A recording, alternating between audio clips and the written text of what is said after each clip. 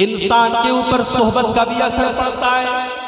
शराबियों के साथ बैठोगे शराबी हो जाओगे, जानियों के साथ बैठोगे ज़िना तुम्हारी नजर में हल्का हो जाएगा, बेनमाजियों के साथ बैठोगे तो नमाज की वक़्त और अहमियत कम हो जाएगी। इसलिए मेरे भाइयों और मेरी बहनों, जब आप किसी से दोस्ती करो, किसी को अपना दोस्त बनाओ तो देखभाल करके अपना दोस्त बनाओ, अच्छे लोगों को अपना दोस्त बनाओ। अगर बेदीन लोगों को और दीन से दूर लोगों को अपना दोस्त बनाओगे तो तुम्हारे दीन को बर्बाद कर डालेंगे। सोहबत का बड़ा असर है। अब वो 100 लोगों का कातिल अपने गांव से निकला, अपनी बस्ती से निकला और अभी वो रास्ते ही में था कि उसकी मौत का टाइम आया। अब जब मौत का टाइम आ गया तो रहमत के फरिश्ते भी मौके पर पहुंच गए और अजाब का फरिश्ता भी पहुंच गया। अजाब का फरिश्ता कहने लगा, ये 100 लोगों का कातिल है, इसकी रूह को मैं ले करके जाऊंगा, ये अजाब का हकदार है। रहमत का फरिश्ता कहने लगा, नहीं नहीं, ये तो तौबा कर चुका था, ये तो अल्लाह से माफी मांग चुका था, ये तो नेक लोगों की बस्ती की तरफ जा रहा था, ये तो अल्लाह की रहमत का हकदार है, इसकी रूह को मैं लेकर के जाऊंगा। अब रहमत का फरिश्ता और अजाब का फरिश्ता दोनों आपस में लड़ने लगे।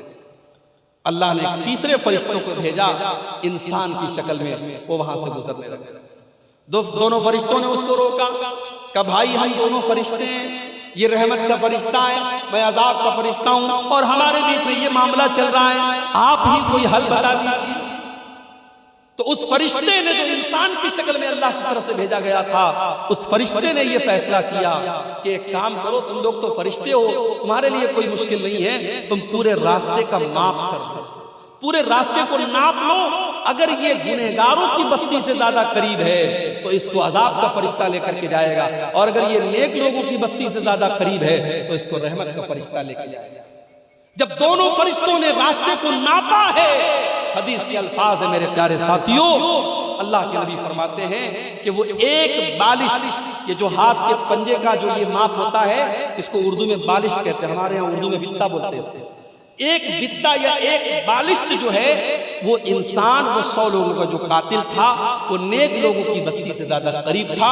अल्लाह की रहमत का फरिश्ता उसको लेके गया है। इसलिए गुनाह जितने भी ज्यादा हो जाएं, अल्लाह की रहमत से इंसान को मायूस नहीं होना चाहिए, तौबा करना चाहिए, अल्लाह से माफी मांगना चाहिए।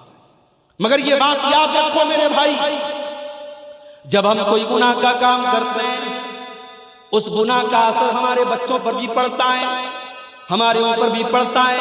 हमारे ऊपर ये पड़ता है कि हमारे दिल सख्त हो जाते हैं, हमारे दिल कठोर हो जाते हैं।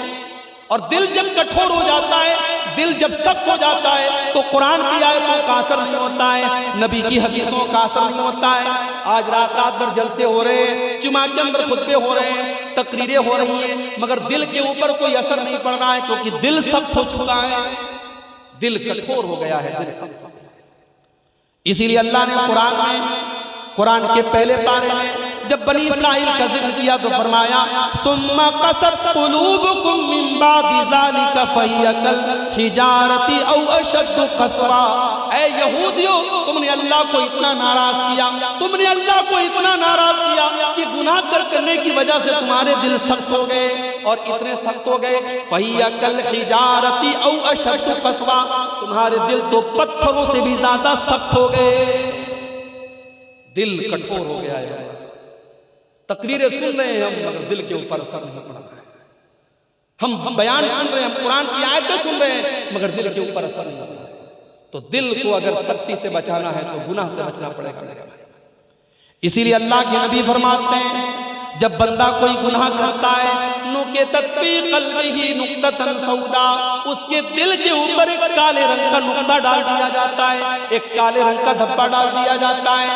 अगर बंदा तौबा कर लेता है, अगर बंदा अल्लाह से माफी मांग लेता है, वो काले रंग का धब्बा मिटा दिया जाता है। और अगर बंदा दोबारा वो गुनाह करता है, वो काले रंग के धब्बे और बढ़ते चले जाते हैं, हत्ता तालुवा क़ल्बहू, यहाँ तक कि उसके पूरे दिल के ऊपर छा जाते हैं।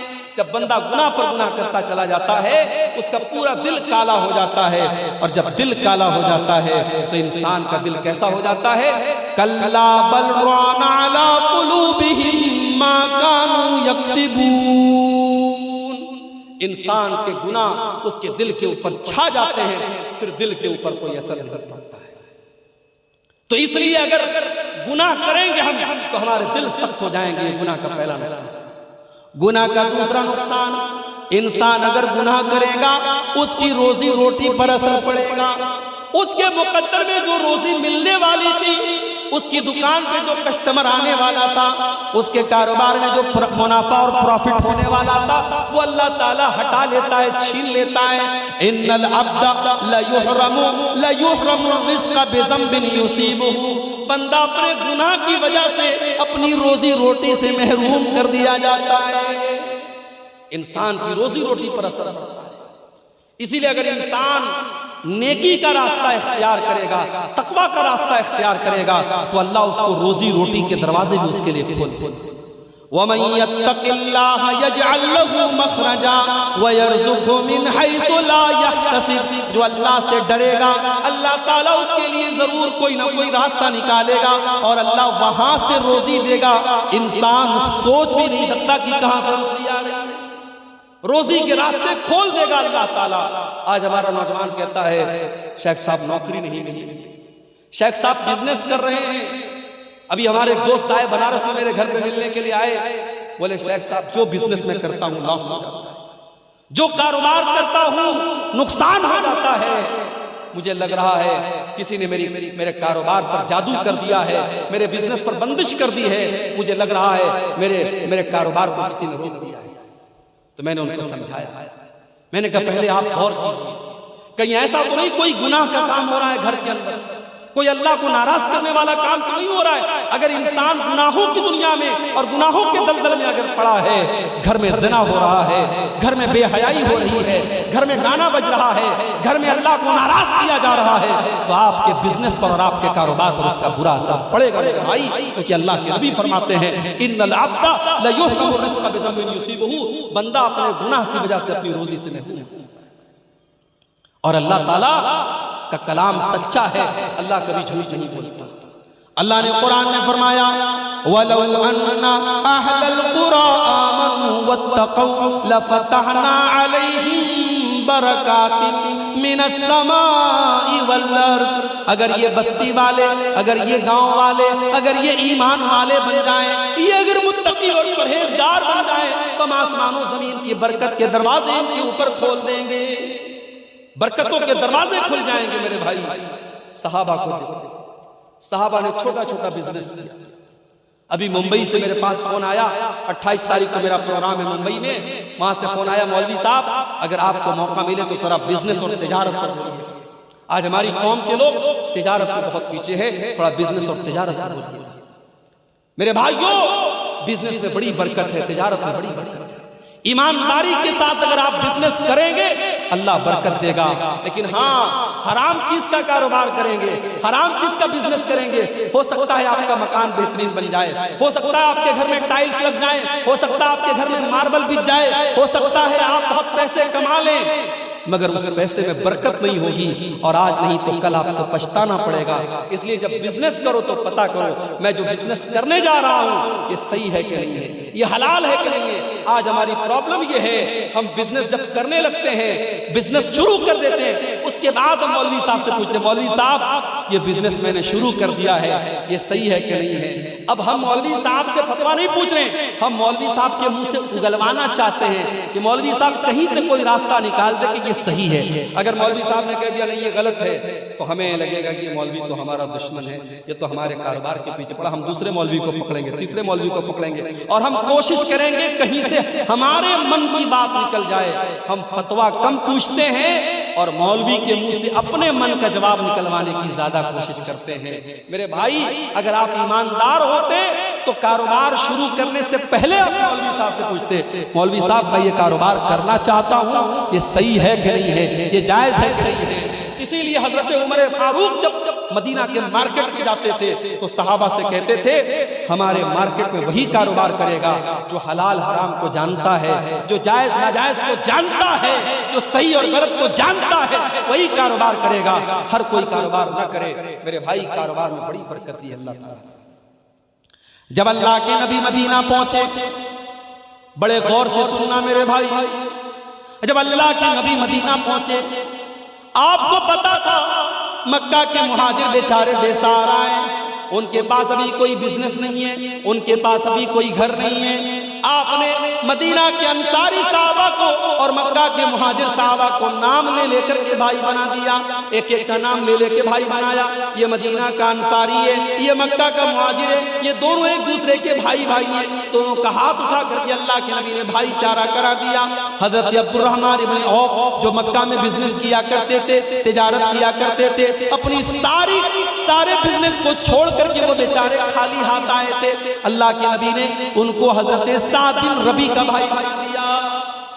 हजरत साद बिन रबी आए अपने भाई के पास, कहा अब्दुर्रहमान आप मेरे भाई, नबी ने आपको मेरा भाई बनाया है। आए अब्दुर्रहमान ये मेरा घर है, आज से मैं 2 हिस्से कर देता हूं, आधा आप ले लीजिए आधा मैं। ये सगे भाई नहीं थे, नबी की जुबान से बस नबी ने भाई बना दिया। आज तो इंसान अपने सगे भाई का हक मारने को तैयार है, अपनी सगी बहन का हक मारने को तैयार है। बाप मर गया, बाप की प्रॉपर्टी में बहन का भी हक बनता है। बहन ने आकर के कहा भैया बाप की प्रॉपर्टी में मेरा भी हक है, मुझे दे दो। भाई ने बड़े गुस्से में कहा तेरी शादी हुई थी, 2 लाख रुपए का खर्च आया था, 3 लाख का खर्च आया था, जेवर मैंने बनवाया था, जहेज का इंतजाम मैंने किया था। अगर तुम मुझसे अपने बाप का तरका मांगती है तो चली जा, आज के बाद भाई बहन का कोई रिश्ता नहीं रहेगा। बहन ने हक मांगा नहीं कि भाई ने बहन से रिश्ता। मेरे भाइयों, इस्लाम ने यह हक दिया है बहन को, अल्लाह ने यह हक दिया है बहन को। बाप की प्रॉपर्टी में जैसे बेटे का हक है वैसे बेटी का हक है। आपके चेहरे पर माशाअल्लाह बड़ी लंबी लंबी दाढ़ी है, आपकी पेशानी पर सज्जे का निशान है, और आप अपनी बहन का हिस्सा अगर डकार गए हैं और अपनी बहन का हिस्सा खा गए हैं तो कल कयामत के दिन अल्लाह की बारगाह में जवाब देने के लिए तैयार है। अल्लाह क्या पूछा जाएगा, तूने अपनी बहन का हक क्यों मारा, तूने अपनी बहन का हिस्सा क्यों उसको क्यों खा। आज हालात ये है, आज लोग अपनी बहनों का हक मार लेते हैं। आप गौर कीजिए कि किस तरीके से आज हमारी रोजी रोटी पर असर हो रहा है। यहाँ अब्दुर्रहमान इब्न औफ को नबी ने भाई बनाया है, सगे भाई नहीं है, नबी की जुबान से भाई भाई बने हैं। हजरत साद बिन रबी कहते हैं अब्दुर्रहमान ये मेरा घर है, आधा तुम ले लो आधा मैं ले लेता हूँ। ये मेरे खजूरों के बागात हैं, आधे तुम ले लो आधे मैं ले लेता हूँ। मेरी 4 बीवियां हैं, तुम पसंद कर लो किसी एक को मैं तलाक दे देता हूँ और इद्दत गुजरने के बाद तुम शादी कर लेना।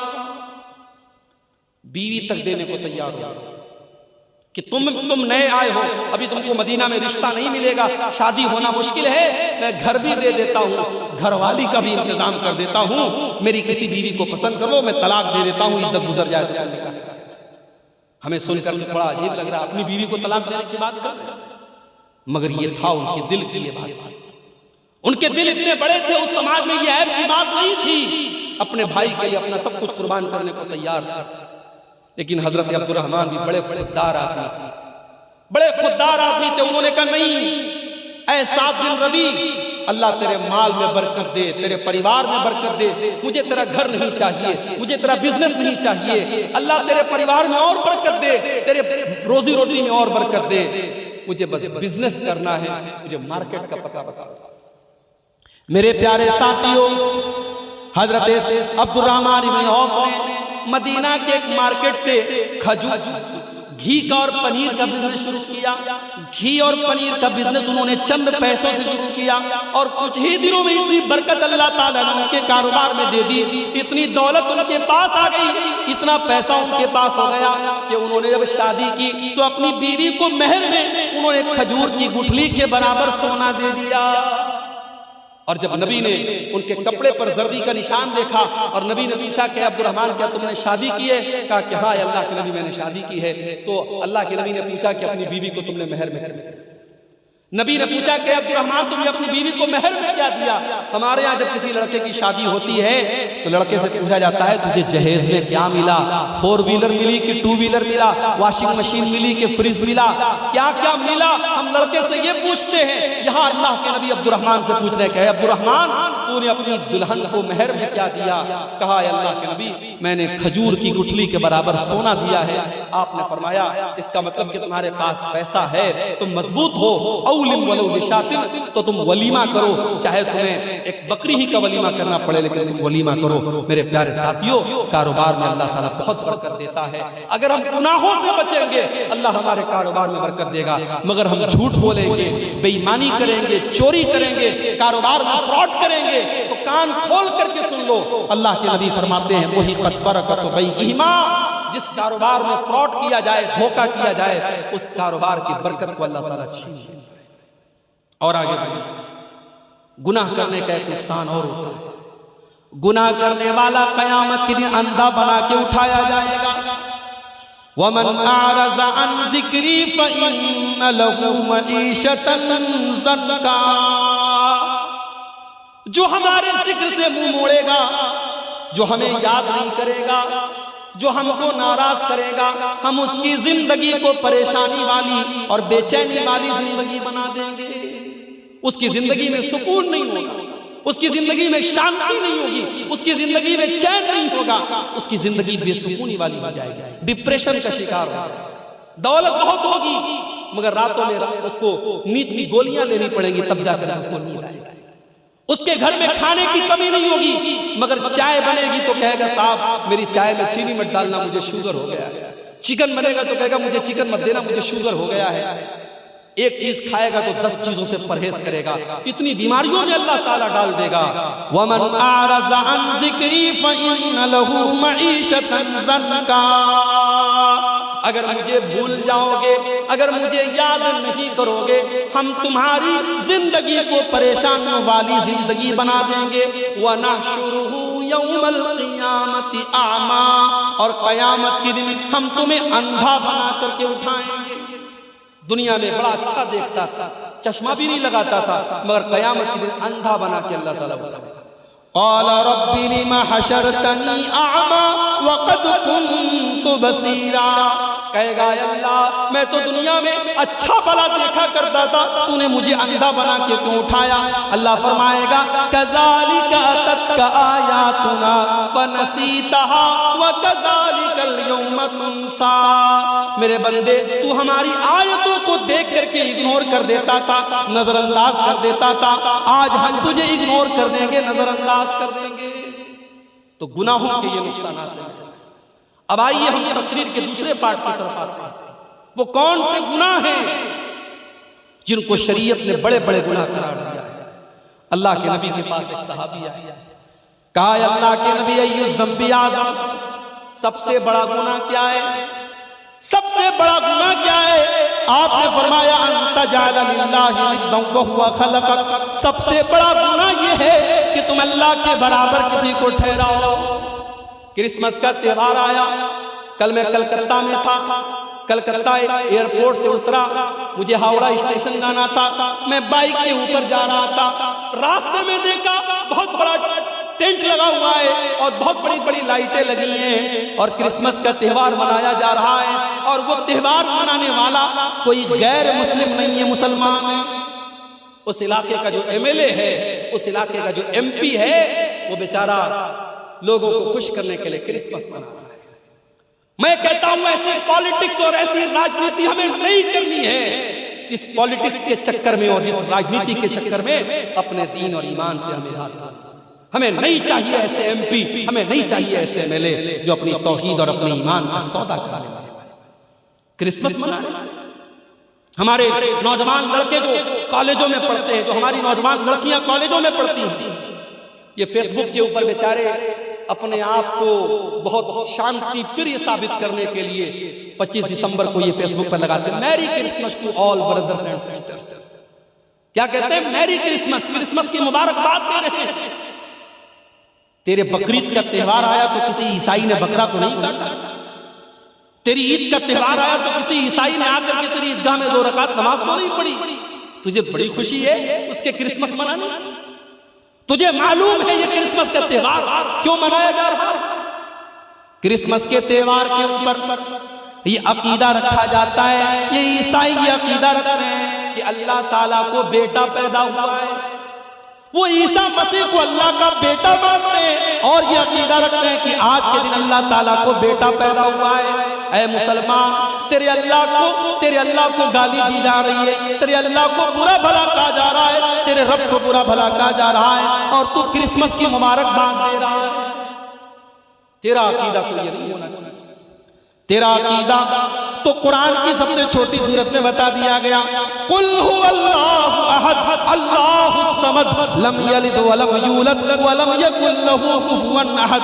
ऐ नबी आप कह दीजिए अल्लाह एक है, अल्लाह बेनियाज है, अल्लाह का कोई बेटा नहीं और अल्लाह किसी का बेटा नहीं, वलम यकुल लहू कुफुवन अहद और अल्लाह के बराबर कोई नहीं। अल्लाह का बेटा बनाया जाए और तू है मेरी क्रिसमस बोल रहा है, तू मुबारकबाद दे रहा है। और बंगाल की पॉलिटिक्स में ये बहुत ज्यादा हो रहा है, मैं देख रहा हूं। गैर मुस्लिमों के त्योहार होते हैं, उनके मजहबी देवी देवताओं के फोटो लगा लगा करके हमारे ये मुसलमान जो लीडर्स होते हैं ये उनको शुभकामनाएं देते हैं। वो कहते हैं साहब पॉलिटिक्स से करना पड़ता है, पॉलिटिक्स के नाम पर अगर आपको अपने दीन और अपनी तौहीद से कॉम्प्रोमाइज करना पड़े तो ऐसी पॉलिटिक्स से आप तौबा कर लीजिए मेरे भाई, नहीं करनी चाहिए। इस्लाम के अंदर दो रंगी नहीं है, इस्लाम के अंदर दोगलापन नहीं है। इस्लाम तौहीद वाला मजहब है, अगर आप इस्लाम को मानते हैं तो तौहीद से कभी कॉम्प्रोमाइज नहीं कीजिए।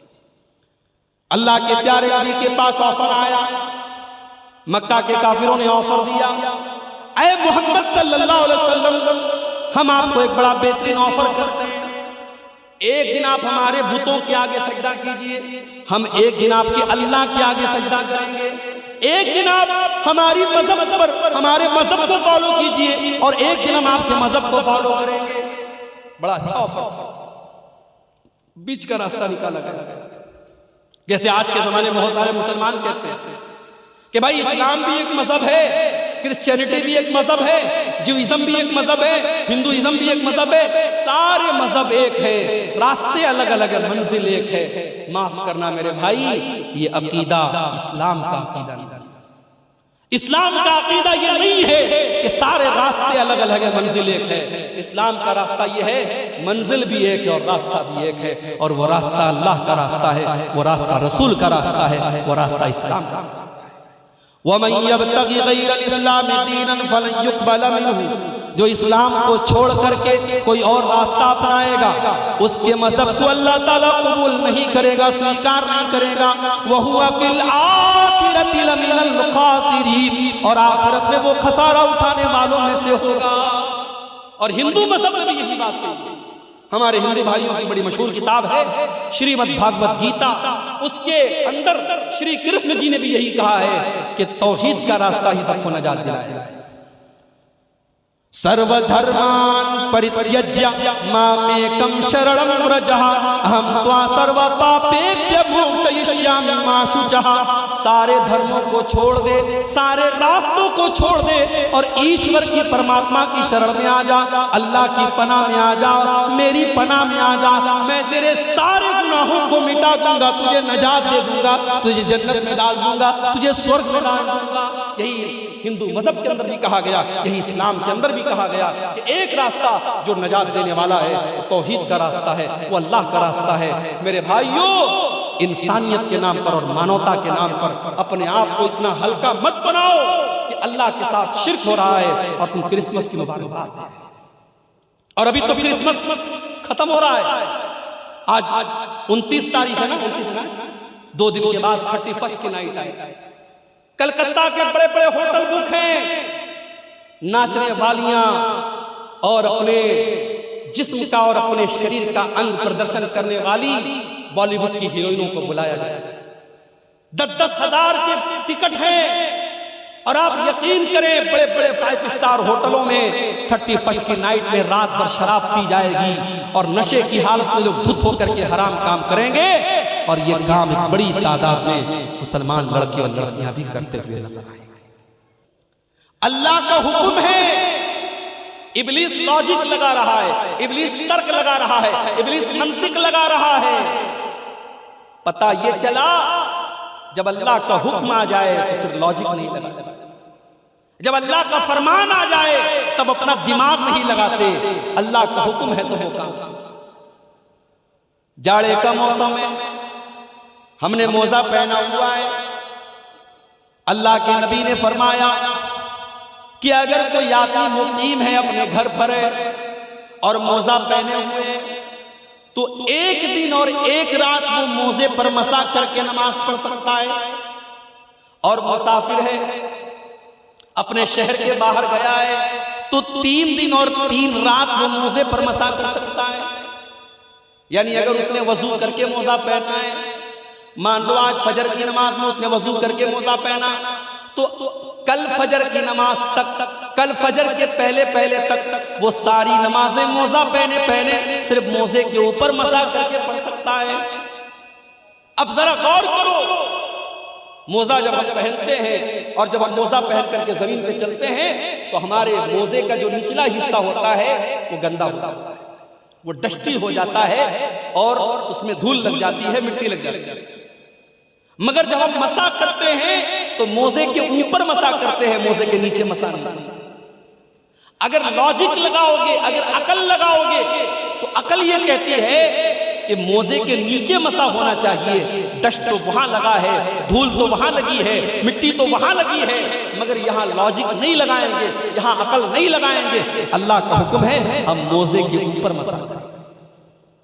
इब्लीस ने लॉजिक लगाया, इब्लीस ने कहा कि अल्लाह मैं आदम को सजदा नहीं करूंगा, क्योंकि मैं आग से पैदा हुआ हूं और आदम मिट्टी से पैदा हुए हैं, और आग से पैदा होने वाली चीज, मिट्टी से पैदा होने वाली चीज को सजदा नहीं कर सकती। अल्लाह ने कहा अच्छा, मेरे हुक्म के आगे तू लॉजिक लगा रहा है, मेरे आदेश के बाद तू मंतिक लगा रहा है, अकल लगा रहा है।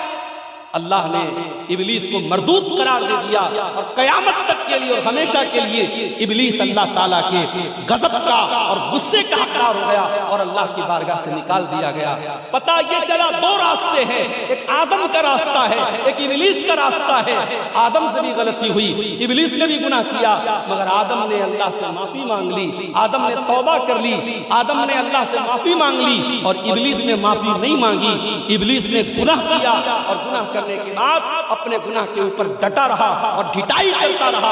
इसी को कहते हैं एक तो चोरी ऊपर से सीना, एक तो चोरी कर रहा है, अल्लाह को नाराज कर रहा है, और उसके बाद अपने गुनाह की दलील दे रहा है। मेरे प्यारे साथियों, उसी आदम की औलाद है। मेरी प्यारी माँ बहन, मेरे नौजवान साथियों, उसी आदम की औलाद हम और आप हैं, उसी हव्वा की औलाद हम और आप हैं। जब हमसे कोई गलती हो जाए, जब हमसे कोई गुनाह हो जाए, हम अल्लाह से माफी मांग लिया करें, हम अल्लाह से तौबा कर लिया करें। अल्लाह ताला तो तव्वाबुर रहीम है, अल्लाह ताला तो गफूरुर रहीम है। वो हमारे तौबा करने के बाद हमारे गुनाहों को नेकियों में कन्वर्ट कर देगा, बदल देगा। जानते हो, एक बड़ी प्यारी हदीस आपको सुनाने जा रहे हैं। ये हदीस आपको सही मुस्लिम के अंदर मिलेगी।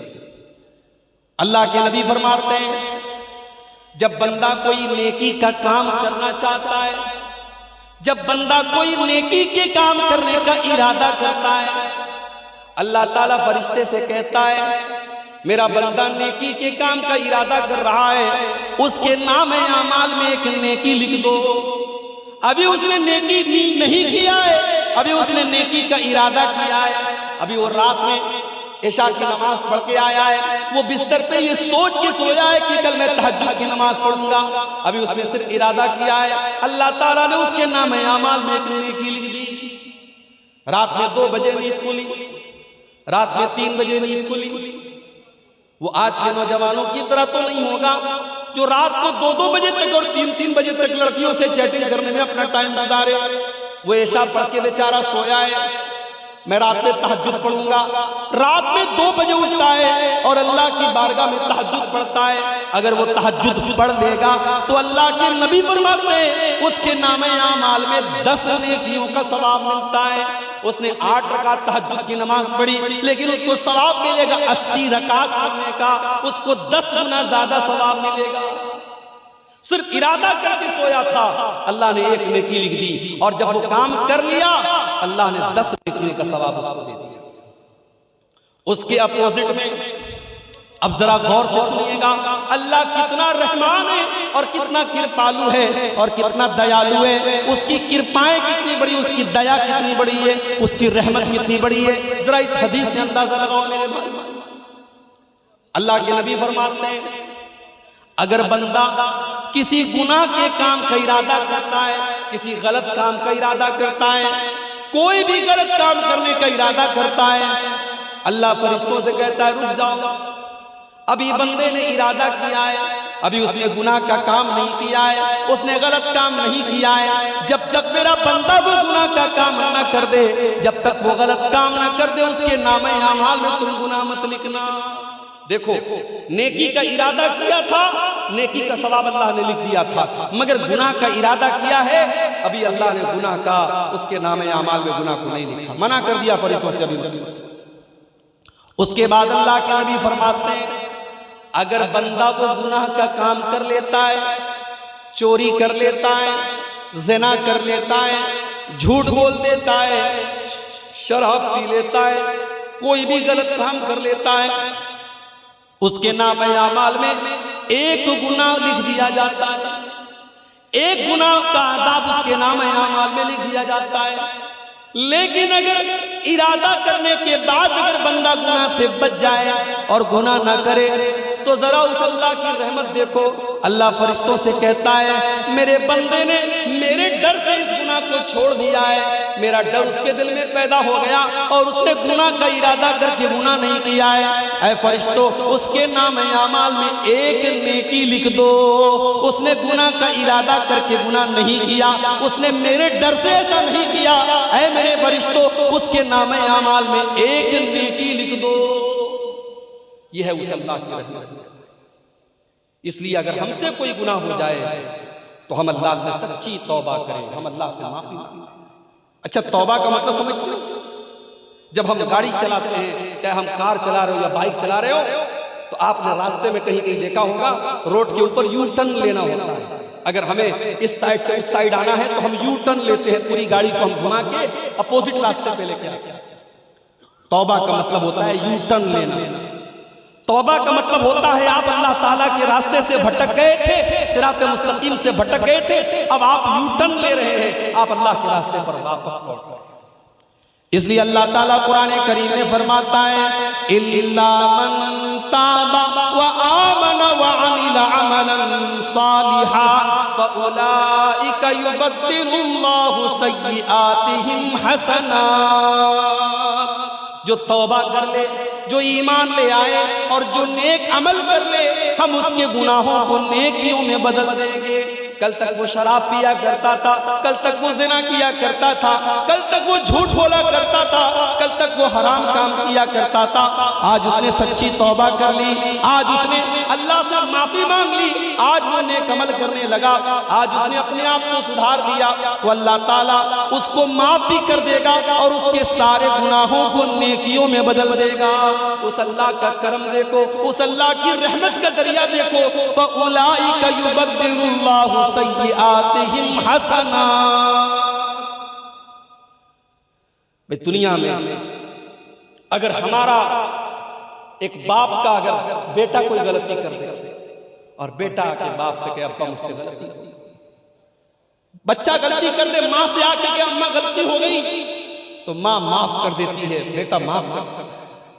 मगर बाप जब माफ करता है, माँ जब माफ करती है, तो ऐसा तो नहीं करती है माँ, ऐसा तो नहीं करता है बाप कि उस बच्चे को माफ कर दे और उसके बाद उसको तोहफा दे दे। मगर वो अल्लाह, वो जब हम तौबा करते हैं मेरे भाइयों, तो वो हमें माफ भी करता है और हमें तोहफा देता है, हमारे गुनाहों को नेकियों में बदल देता है। कि उस अल्लाह का करम है, कि उसकी रहमत है मेरे प्यारे।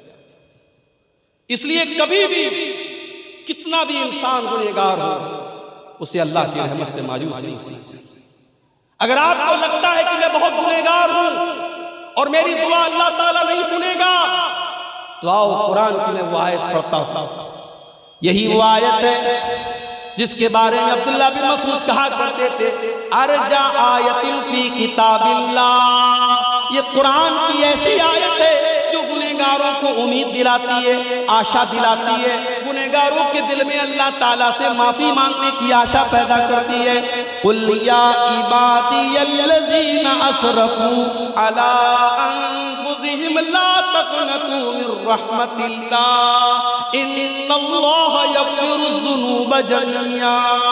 ऐ मेरे बंदो, अगर तुमने गुनाह कर करके और पाप कर करके अपने ऊपर अत्याचार कर लिया है, जुल्म कर लिया है, ला तक़नतू मिर रहमतिल्लाह, तुम अल्लाह की रहमत से मायूस न होना, तुम अल्लाह की रहमत से निराश न होना, तुम अल्लाह की रहमत से तुम ना उम्मीद मत होना। अल्लाह तुम्हारे तमाम गुनाहों को माफ कर देगा। अल्लाह के नबी एक वाक़या बयान करते हैं। बनी इस्राइल में एक आदमी था जिसने 99 लोगों का मर्डर किया था, 99 लोगों का उसने खून किया था। 99 लोगों का मर्डर करने के बाद उसके दिल में ख्याल पैदा हुआ कि मैं बहुत गुनहगार हूं, मुझे अल्लाह से माफी मांग लेनी चाहिए, तौबा करनी चाहिए। उसके दिल में तौबा का ख्याल आया। उसने किसी से पूछा मैं तौबा करना चाहता हूं, क्या करूं? किसी ने कहा कि फला के पास चले जाओ, वो इस दौर का सबसे बड़ा आलिम है, उसके पास चले जाओ, वो तुम्हें कोई रास्ता बताएगा। बुखारी के अल्फाज हैं, वो 99 लोगों का कातिल, वो डाकू उस आदमी के पास पहुंचा जो बहुत बड़ा राहिब था, बहुत बड़ा इबादत गुजार था, मगर आलिम नहीं था। लोग उसको आलिम समझते थे मगर वो आलिम नहीं था, आलिम नहीं था, बहुत बड़ा आबिद था, बहुत इबादत गुजार था। 99 लोगों का मर्डर करने के बाद उसके पास पहुंचा, का मौलवी साहब, इमाम साहब, मैंने 99 लोगों का मर्डर किया है और अब मेरे दिल में तौबा का ख्याल आया है, मैं तौबा करना चाहता हूं, मैं अल्लाह से माफी मांगना चाहता हूं, क्या मेरी तौबा अल्लाह ताला कबूल करेगा? अब देखो, मसला हमेशा आलिम से पूछना चाहिए। वो आलिम नहीं था, वो राहिब था। राहिब अलग होता है, आलिम अलग होता है। हो सकता है एक आदमी बहुत बड़ा इबादत गुजार हो, रातों में तहज्जुद पढ़ता हो, दिन में रोजा रखता हो, मगर ये जरूरी नहीं है, ये आवश्यक नहीं है कि वो आलिम भी हो। भाई आप बीमार होते हैं, आप डॉक्टर के पास जाते हैं और डॉक्टर के पास भी उस डॉक्टर के पास जाते हैं जिसके पास आपकी बीमारी का इलाज, जो स्पेशलिस्ट हो। अगर आपको लीवर की प्रॉब्लम है तो आप गैस्ट्रोलॉजिस्ट के पास जाते हैं। अगर आपको दिल की प्रॉब्लम है आप कार्डियोलॉजिस्ट के पास जाएं। अगर आपको दिमाग की प्रॉब्लम है आप साइकियाट्रिस्ट के पास जाएं। अगर आपको हड्डी की प्रॉब्लम है आप आर्थो के स्पेशलिस्ट के पास जाएं। अगर आपकी नस में कोई प्रॉब्लम है आप न्यूरोलॉजिस्ट के पास जाएंगे। हर फील्ड का एक माहिर डॉक्टर है, आप उस डॉक्टर के पास जाएंगे जो आपकी बीमारी की फील्ड में माहिर हो। मगर दीन का मसला आता है तो साहब जो इंटरनेट पर बैठ करके 2-4 लंबी चौड़ी बातें करे, हम उसे अल्लामा बना देते हैं, उसे इमाम बना देते हैं, उसको फॉलो करने लगते हैं। कितने नौजवान हमारे हैं इंजीनियर अली मिर्जा को बहुत फॉलो करते हैं। मुझे मालूम है आपके बंगाल में भी बहुत सारे नौजवान बड़े मुतासिर हैं इंजीनियर अली मिर्जा। जिस इंसान की ये औकात है कि वो खड़े होकर के अपनी तकरीर में कहता है साहब इमाम हरम को भी ऐन निकालना नहीं आता। दुनिया के बेहतरीन कुरान पढ़ने वाले जो हरम के इमाम हैं, ये कमबख्त कह रहा है कि उनको ऐन निकालना, जब वो इय्याका नस्तईन कहते तो उनसे ऐन नहीं निकलती है, ऐन मैं निकालता। और जब उलमा ने उसको पकड़ा और कई जगह उसने कुरान की आयतों को गलत पढ़ा, तब उसको फॉलो करने वाले कहते हैं कि आप लोगों की तो दुकानें बंद कर दी अली मिर्जा ने, तो आप तो उसकी गलतियां निकाल पाए।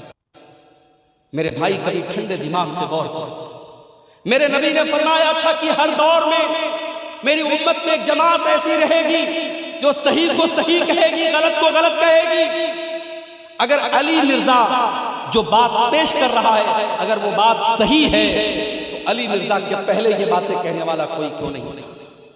इस उम्मत में 1400 साल से आज तक जो सलफ का अकीदा है, जो उम्मत का अकीदा है, सबने हजरत मुआविया को सहाबी माना है, सबने हजरत मुआविया का एहतराम किया है और सबने ये कहा है सहाबा के बीच में जो इख्तिलाफ हुआ है, जो लड़ाई झगड़ा हुआ है, जो जंग हुई है, उसके बारे में अपनी ज़बान को बंद। और ये मरदूद क्या कहता है? ये कहता है साहब अगर आज अगर मैं होता उस दौर में तो मैं अली के साथ होता और मैं मुआविया के खिलाफ जंग करता। अरे तू है कौन, तेरी औकात क्या? और आज हमारा नौजवान ऐसे इंसान को अपना इमाम मानते हैं, अपना उसको फॉलो करते हैं। उसकी तकरीरें सुन सुन करके बहुत सारी औरतें उसकी तकरीरें सुनती हैं, कहती साहब वो बड़ी अच्छी बातें करते हैं, समाजी बातें करते हैं। माफ कीजिएगा, माफ कीजिएगा, आप जिसको इमाम और अपना आलिम बना रहे हैं और जिसकी आप तकरीरों को सुन रहे हैं, मेरे भाइयों उसके अकीदे का भी सही होना बहुत जरूरी है। उसके अकीदे का होना भी बहुत जरूरी है। आप अगर किसी की तकरीर सुन रहे हैं, आप उसको अपने दीन का टीचर बना रहे हैं। और टीचर हर हरे गैर नत्थु खैरे को नहीं बनाया जाता, टीचर उसको बनाया जाता है जो हमारे सब्जेक्ट का माहिर हो। हम साइंस पढ़ने जाते हैं तो मैथ के टीचर के पास नहीं जाते, मैथ पढ़ने जाते तो इंग्लिश के टीचर के पास नहीं जाते, इंग्लिश पढ़ने जाते तो हिस्ट्री के टीचर के पास नहीं जाते। हम सब्जेक्ट के टीचर से हम कांटेक्ट करते हैं और उससे हम इल्म लेते हैं। मेरे भाइयों, दीन का इल्म उलमा से हासिल। और जब उलमा की बात आई तो एक और दर्द मेरे दिल में है, वो आज आपके सामने बयान है। माशाअल्लाह कलिया चक का इलाका पूरे हिंदुस्तान में इसकी अपनी एक पहचान है। हमने देखा था जब पूरे मुल्क में नाइंसाफी के खिलाफ धरना प्रदर्शन हो रहा था, इसी कलिया चक में बहुत बड़े पैमाने पर विरोध प्रदर्शन हुआ। यहाँ के मुसलमानों की अपनी एक आवाज है, यहाँ के मुसलमानों की अपनी एक ताकत मानी जाती है।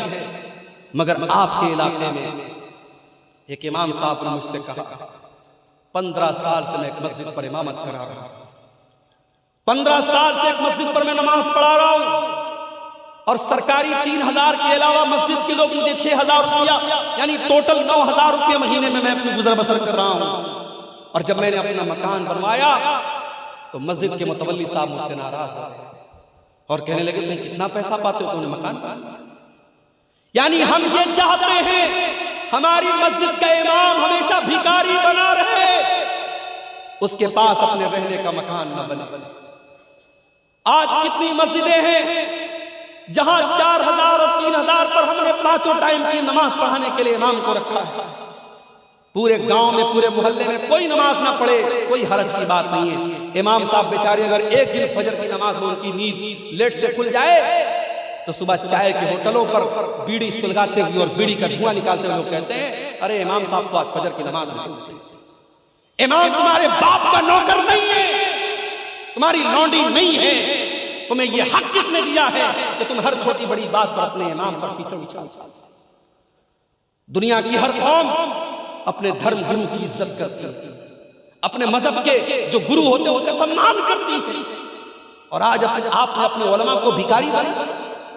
कितने मदरसे हैं बंगाल में जहां के उलमा 5-5 हजार और 6-6 हजार महीने पर पढ़ा रहे हैं और जब उनकी सैलरी का टाइम आता, उनकी तनख्वाह का टाइम आता है तो मदरसे का सेक्रेटरी कहता है जाओ साइकिल उठाओ और चंदा करके लाओ, उसी में से तुम्हारी सैलरी देंगे। वो मौलवी बेचारा जाकर के मोटरसाइकिल से और साइकिल से घर घर जाकर के भीख मांगे, तब जाकर के उसकी सैलरी का इंतजाम होता है। यही हालात रहे तो वो दिन दूर नहीं है जब आपकी मस्जिदों में इमाम नहीं मिलेंगे मेरे भाई, जब आपके मदरसों में पढ़ाने वाले टीचर नहीं मिलेंगे। अभी एक साहब ने बताया कि एक मौलवी जो मदरसे में बच्चों को पढ़ा रहा था आज कोयला ठेलने का काम कर रहा है। और किसी ने पूछा तुम तो अच्छा खासा बच्चों को पढ़ा रहे थे, तुम ये कोयला ठेलने का काम क्यों करने लगे? कहा कि वहां 4000 रुपया लोग मुझे तनख्वाह देते थे और 12000 का मसला पूछते थे। वो कोयला ठेलते। लॉकडाउन के बाद कितने उलमा ने बिजनेस करना शुरू कर दिया, नौकरी करने लगे, रिक्शा चलाने लगे, मजदूरी करने लगे। उन्होंने कहा ये गुलामी हम नहीं करेंगे। मेरे भाइयों, अपने उलमा की इज्जत करो, अपने इमाम की इज्जत करो। अगर तुम्हें यह हक है कि तुम अच्छा मकान बना के रहो तो इन उलमा को भी हक है कि वो मकान बनाए। अगर तुम्हारे बच्चे अच्छे स्कूलों में पढ़ते हैं और आला तालीम हासिल करते हैं तो इन उलमा को भी पूरा हक हासिल है कि वो अपने बच्चों को स्कूलों में और आला तालीम दिलाएं, उनके बच्चे भी बेहतरीन तालीम हासिल करें। और अगर आप अपने बीवी बच्चों के साथ रहते हैं तो इन उलमा को भी अपने बीवी बच्चों के साथ रहने का हक हासिल है। कितनी मस्जिदों के इमाम हैं, उनको छोटी सी कोठरी दी गई है, वो फैमिली के साथ नहीं रह सकते, वो परिवार के साथ नहीं रह सकते। वो बेचारे शादी हो चुकी है, बीवी गांव में रहती है, 2-2 महीने पर 3-3 महीने पर इमाम साहब अपनी बीवी के पास जाते हैं, अपने बच्चों के पास जाते हैं। बच्चों का बाप मौजूद है, बच्चे यतीम की जिंदगी गुजार रहे हैं, शौहर बीवी का शौहर मौजूद है और बीवी बेवा की जिंदगी गुजार रही है। माफ करो मेरे भाई, आपने अपने उलमा को जीते जी मार डाला, उनके बच्चों को यतीम बना डाला, उनकी औरतों को बेवा बना डाला। जिस इमाम के लिए आपने छोटा सा कमरा बनाया है, एक फैमिली क्वार्टर का इंतजाम भी आप कर सकते थे। अगर आप अपने बच्चों के साथ रहना चाहते हैं, अपनी बीवी और परिवार के साथ रहना चाहते हैं, तो इन उलमा को भी पूरा हक हासिल है कि अपने परिवार के साथ रहें। अपने उलमा को इतना जलील मत करो। 15 साल एक मस्जिद पर इमामत कराने वाला आज 4-5 हज़ार रुपया अगर मस्जिद कमेटी से पा रहा है, तो आप इस पर एतराज करें तू मकान क्यों बनवा रहा है, तू घर क्यों बनवा रहा है, तुझे घर बनाने का कोई हक हासिल नहीं। सोचो उस इमाम के दिल पर क्या गुजरी होगी। वो 15 साल अगर उसने किसी बिजनेस में दिया होता तो शायद आज उसका बिजनेस बहुत आगे बढ़ गया होता। उसने 15 साल किसी प्राइवेट कंपनी में नौकरी की होती तो आज उसकी सैलरी बहुत ज्यादा होती। मेरे प्यारे साथियों, अपने उलमा को इतना मजबूर मत करो। अल्लाह की कसम, जब किसी मस्जिद में कोई मौलवी खड़ा होकर कहता है लोगों मेरी बच्ची की शादी है, मुझे अपनी बच्ची की शादी के लिए मुझे पैसे चाहिए, तो मुझे तकलीफ होती है कि हमने अपने उलमा को इस मकाम पे लाके खड़ा कर दिया कि उनको अपनी बेटियों की शादी के लिए भीख मांगनी पड़ रही, उनको अपनी बीवी के इलाज के लिए भीख मांगनी पड़ रही। नहीं मेरे भाई, अपने उलमा को इज्जत दो, सम्मान दो, मकाम दो। वो तुम्हारे नौकर नहीं है, वो तुम्हारे गुलाम नहीं है, उनका एहसान है तुम्हारे ऊपर, उनका एहसान है तुम्हारे ऊपर। तुम्हारे माँ बाप से बड़ा एहसान है। तुम्हारे माँ बाप तो तुम्हें पालते हैं, तुम्हें पोसते हैं, तुम्हें जन्म देते हैं, मगर ये उलमा तुम्हें दीन सिखाते हैं, तुम्हें नमाज पढ़ाते हैं, तुम्हें हलाल बताते हैं, तुम्हें हराम बताते हैं, तुम्हें जायज बताते हैं, तुम्हें नाजायज बताते हैं। इन उलमा को इनका मकाम तो मेरे भाई, वो 99 लोगों का जो कातिल था, वो जब पहुंचा आलिम के पास नहीं पहुंचा, आबिद के पास पहुंचा। वो बहुत बड़ा इबादत गुजार था मगर आलिम नहीं था। उससे जाके कहा कि साहब मैंने 99 लोगों का मर्डर किया है और अब मैं तौबा करना चाहता हूं, मैं क्या किया। अब चूंकि वो आलिम नहीं था तो उसने मसला गलत बताया। आलिम होता तो शायद गलत ना बताता। उलमा से भी गलती हो सकती है, मगर जाहिर है जिसके पास इल्म नहीं है उसकी गलती होने का चांस ज्यादा है। उसने कहा 99 लोगों के कातिल, तू बड़ा आया तौबा करने, 900 चूहे खा करके बिल्ली हज करने चली आई, तू चला जा, तेरी तौबा कबूल नहीं होगी, अल्लाह तुझे माफ नहीं करेगा। तूने 99 लोगों का खून बहाया है, अल्लाह तेरी तौबा कबूल नहीं करेगा। उसने कहा ऐसी बात, अगर मेरी तौबा अल्लाह कबूल नहीं करेगा तो चलो एक गुनाह मैं और कर देता हूं। उसने उस आबिद को भी कत्ल कर डाला और 100 कत्ल उसने पूरे उसने 100 कत्ल कर दिए, 100 कत्ल कर दिए। फिर उसके दिल में तौबा का ख्याल आया। फिर उसने पूछा किसी से, मैं तौबा करना चाहता हूं, क्या करूं? किसी ने बताया फलां के पास चले जाओ, वो इस दौर का सबसे बड़ा आलिम है। वो उसके पास पहुंचा, वो वाकई में आलिम था। उससे जाकर के कहा कि मैंने 100 लोगों की हत्या की है, 100 लोगों को कत्ल किया है, मैं तौबा करना चाहता हूं, मैं अल्लाह से माफी मांगना चाहता हूं, क्या अल्लाह मेरी तौबा कबूल करेगा? उस आलिम ने जवाब दिया, मैं यक़ूलु बैनका व बैन अल्लाह, अगर तू तौबा करना चाहता है, अगर तू अल्लाह से माफी मांगना चाहता है, तो कौन तेरे बीच में और अल्लाह के बीच में रुकावट बन सकता है? तू अल्लाह से तौबा कर ले, तू अल्लाह से माफी मांग ले, अल्लाह जरूर तेरी तौबा को कबूल करेगा। उसने सही जवाब दिया कि 100 लोगों का कत्ल करने के बाद भी अगर तू तौबा करना चाहता है, अल्लाह तेरी तौबा को कबूल करेगा, मगर उसके लिए तुझे एक काम करना पड़ेगा, तुझे बुरे लोगों की बस्ती को छोड़ना पड़ेगा। ये बुरे लोगों की बस्ती है, ये गुनाहगारों की बस्ती है, इसे छोड़ करके तुझे फला बस्ती में जाना पड़ेगा जहां नेक लोग रहते हैं, जहां अच्छे लोग। पता ये चला मेरे भाई,